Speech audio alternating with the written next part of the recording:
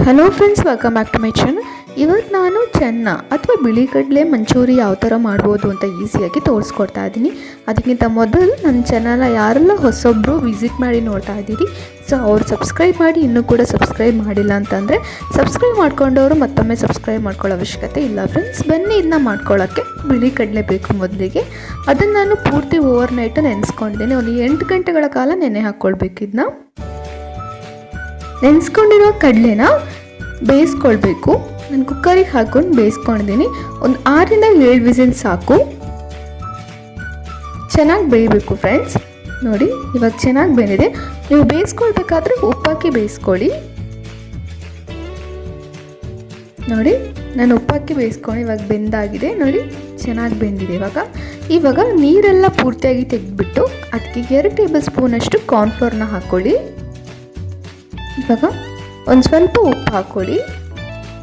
ಕಡಲೆ ಬೇಯಿಸ್ಕೊಳ್ಬೇಕಾದ್ರೂ ಉಪ್ಪು ಹಾಕ್ಕೊಂಡಿದ್ದೀವಿ, ಅದಕ್ಕೋಸ್ಕರ. ಸೊ ಇವಾಗ ಒಂದು ಮಿಕ್ಸ್ ಮಾಡಬೇಕು. ಪೂರ್ತಿ ಕಾರ್ನ್ಫ್ಲೋರ್ ಇದೆಲ್ಲ ಕೋಟ್ ಆಗಬೇಕು ಇಡೀ ಕಡಲೆಗೆ. ನೋಡಿ, ಇವಾಗ ಕರೆಕ್ಟಾಗಿ ಕೋಟಿಂಗ್ ಕರೆಕ್ಟ್ ಆಗಿದೆ. ಸೊ ಇವಾಗ ಗ್ಯಾಸ್ ಆನ್ ಮಾಡಿಕೊಂಡು ಕಡಾಯಿಗೆ ಎಣ್ಣೆ ಹಾಕ್ಕೊಳ್ಳಿ. ನೋಡಿ, ಎಣ್ಣೆ ಹಾಕೊಂಡಾಗಿದೆ. ಇವಾಗ ಕಡಲೆ ಪೂರ್ತಿ ಫ್ರೈ ಮಾಡ್ಕೊಳ್ಬೇಕು. ಮೀಡಿಯಮ್ ಫ್ಲೇಮಲ್ಲೇ ಇಟ್ಕೊಳ್ಳಿ ಫ್ರೆಂಡ್ಸ್, ಲೋ ಫ್ಲೇಮ್ ಬೇಡ. ಯಾಕೆಂದರೆ ಕಡಲೆ ಬೆಂದಾಗಿದೆ, ಜಸ್ಟ್ ಔಟ್ಸೈಡ್ ಕೋಟಿಂಗ್ ಮಾತ್ರ ಬೇಯೋಕ್ಕಿರೋವಂಥದ್ದು. ಸೊ ಅದಕ್ಕೋಸ್ಕರ ಮೀಡಿಯಮ್ ಫ್ಲೇಮಲ್ಲಿ ಇಟ್ಕೊಂಡು ಫ್ರೈ ಮಾಡ್ಕೊಳ್ಳಿ ಬೇಗ.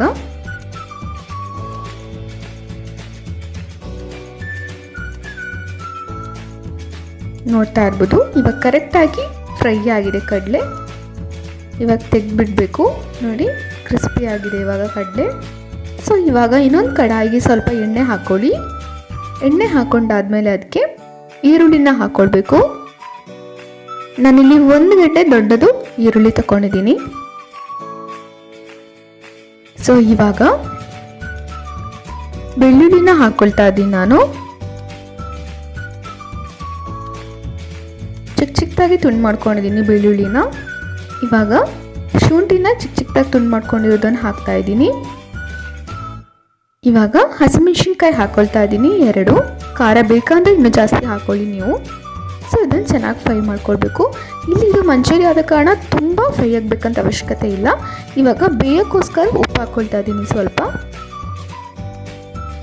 ಬೇಗ ಈರುಳ್ಳಿ ಬೇಯುತ್ತೆ, ಅದಕ್ಕೋಸ್ಕರ. ಸೊ ಇವಾಗ ಈರುಳ್ಳಿ ಬೆಂದಾಗಿದೆ. ಇವಾಗ ಸೋಯಾ ಸಾಸ್ ಹಾಕ್ಕೊಳ್ತಾ ಇದ್ದೀನಿ 1 ಟೇಬಲ್ ಸ್ಪೂನಷ್ಟು.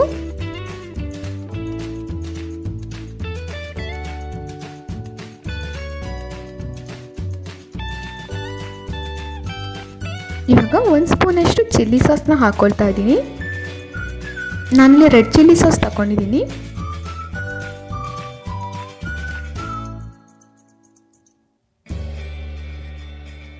ಚೆನ್ನಾಗಿ ಮಿಕ್ಸ್ ಮಾಡಿ. ಇವಾಗ ತುಂಬ ಟೇಸ್ಟಿಯಾಗಿ ಬರುತ್ತೆ ಫ್ರೆಂಡ್ಸ್ ಈ ರೆಸಿಪಿ. ಈವ್ನಿಂಗ್ ಸ್ನ್ಯಾಕ್ ಥರನೂ ಇದನ್ನ ತಿನ್ಬೋದು. ಊಟದ ಜೊತೆ ಕೂಡ ಚೆನ್ನಾಗಿರುತ್ತೆ. ಇವಾಗ ಟೊಮೆಟೊ ಸಾಸ್ ಹಾಕ್ಕೊಳ್ತಾ ಇದ್ದೀನಿ ನಾನು 1.5 ಟೇಬಲ್ ಸ್ಪೂನಷ್ಟು.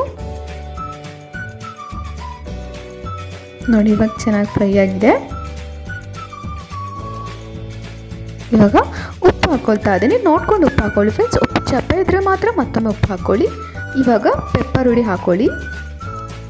ಕಾಳು ಮೆಣಸಿನ ಪುಡಿ ಹಾಕ್ಕೊಳ್ತಾ ಇದ್ದೀನಿ ನಾನು. ಇವಾಗ ಒಂದು ಚೆನ್ನಾಗಿ ಫ್ರೈ ಮಾಡಿ. ಸೊ ಕಾರ್ನ್ಫ್ಲೋರಿಗೆ ಸ್ವಲ್ಪ ನೀರು ಹಾಕ್ಕೊಂಡು ಮಿಕ್ಸ್ ಮಾಡಿದ್ರೆ ಸಾಕು. ಕಾರ್ನ್ಫ್ಲೋರ್ ನೀರು ಆಗುತ್ತೆ ಇದು. ಸೊ ಕಾರ್ನ್ಫ್ಲೋರ್ ನೀರು ಹಾಕ್ಕೊಳ್ಳೋದು ಕನ್ಸಿಸ್ಟೆನ್ಸಿಗೋಸ್ಕರ, ಸ್ವಲ್ಪ ತಿಕ್ಕಾಗಿ ಬರಬೇಕು ಅಂತ. ನಿಮ್ಗೆ ಇನ್ನೂ ಗ್ರೇವಿ ಬೇಕು ಅಂತ ಅಂದರೆ ಸ್ವಲ್ಪ ನೀರು, ಇನ್ನೂ ಸ್ವಲ್ಪ ನೀರು ಸೇರಿಸ್ಕೊಳ್ಬೋದು ನೀವು. ನನಗಿಷ್ಟೇ ಸಾಕು. ಸೊ ನಾನು ನೀರಷ್ಟೇ ಹಾಕ್ಕೊಂಡಿದ್ದೀನಿ. ಇವಾಗ ಕಡಲೆ ಫ್ರೈ ಮಾಡ್ಕೊಂಡಿರೋದನ್ನು ಹಾಕ್ಕೋಬೇಕು. ಎಲ್ಲ ಕಡಲೆನ ಹಾಕ್ಕೊಂಡು ಚೆನ್ನಾಗಿ ಮಿಕ್ಸ್ ಮಾಡಬೇಕು. ತುಂಬಾ ಟೇಸ್ಟಿಯಾಗಿರುತ್ತೆ ಫ್ರೆಂಡ್ಸ್. ರೋಟಿ ಚಪಾತಿ ಜೊತೆ ಮಾತ್ರ ತುಂಬಾ ಟೇಸ್ಟಿಯಾಗಿರುತ್ತೆ ಇದು. ಸೊ ಇವಾಗ ಕೊನೆಯದಾಗಿ ಕೊತ್ತಂಬರಿ ಸೊಪ್ಪು ಹಾಕ್ಕೊಂಡ್ರೆ ನಿಮ್ಮ ಈ ರೆಸಿಪಿ ರೆಡಿಯಾಗಿರುತ್ತೆ. ಸೊ ಇದು ಹೊಸದಾಗಿ ಟ್ರೈ ಮಾಡಿದ್ದೀನಿ ಫ್ರೆಂಡ್ಸ್. ತುಂಬಾ ಟೇಸ್ಟಿಯಾಗಿತ್ತು. ನೀವು ಮನೇಲಿ ಎಲ್ಲರೂ ಟ್ರೈ ಮಾಡಿ ಅಂತಲೇ ಕೇಳ್ತೀನಿ. ತುಂಬಾ ಡಿಫ್ರೆಂಟ್ ಅಂತಲೇ ಹೇಳ್ಬೋದು.